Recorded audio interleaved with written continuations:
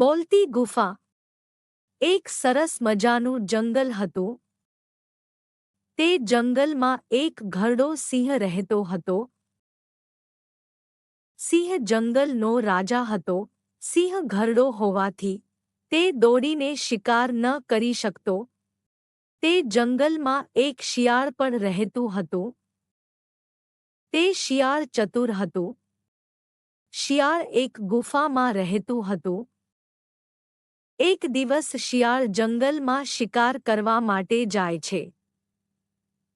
સિંહ પણ શિકારની શોધમાં આમ તેમ ભટકતો હતો.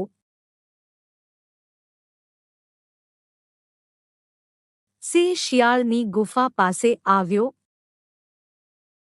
સિંહને એમ થયું કે નક્કી આ ગુફામાં શિકાર મળી રહેશે. સિંહ ગુફામાં જાય છે.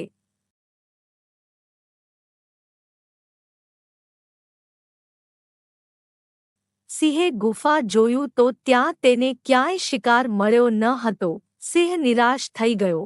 સિંહે જમીન પર જોયું તો તેને હાડકાં જોવા મળ્યા. સિંહને એમ થયું કે નક્કી આ ગુફામાં કોઈ રહેતું હશે.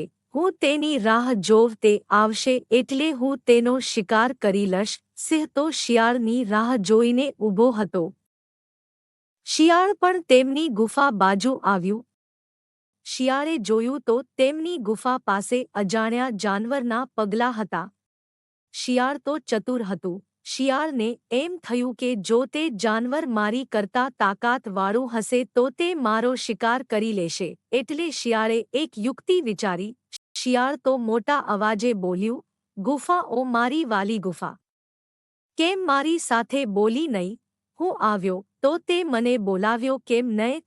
સિંહને એમ થયું કે આ ગુફા બોલતી હશે. ગુફા મારાથી ડરી ગઈ હશે એટલે ગુફા ન બોલી હોય. શિયાળ પાછું બોલ્યું, જો તું મારી સાથે વાત ન કરીશ તો હું પાછો જતો રહીશ. પછી કોઈ દિવસ હું અહીં ન આવું. આવું સાંભળીને સિંહને એમ થયું કે જો ગુફા તેની સાથે ન બોલે તો શિકાર ચાલ્યો જશે. એટલે સિંહ બોલ્યો, આવો મારા પરમ મિત્ર શિયાળભાઈ આવો. શિયાળને નક્કી થઈ ગયું કે અંદર સિંહ છે. શિયાળ તરત જ જવાબ આપ્યો, અરે ઓ મૂર્ખ સિંહ! ગુફા તો કોઈ દિવસ બોલતી હશે. આ તો મારી ચતુરાઈ હતી. શિયાળ આમ કહીને પોતાનો જીવ બચાવીને ભાગી ગયો. સિંહ બહાર આવ્યો ત્યાં તો શિયાળ ઘણું બધું દૂર વયું ગયું હતું. શિયાળે પોતાની બુદ્ધિથી પોતાનો જીવ બચાવી લીધો અને સિંહ મૂર્ખ બની ગયો.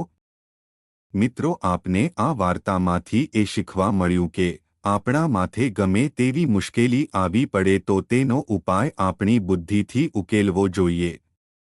બાળમિત્રો, તમને આ વાર્તામાં મજા આવી હોય તો આ વિડીયોને લાઇક કરો, શેર કરો અને અમારી ચેનલને સબસ્ક્રાઇબ કરો. આવજો બાળમિત્રો, હવે મળવી નવા વિડીયોમાં.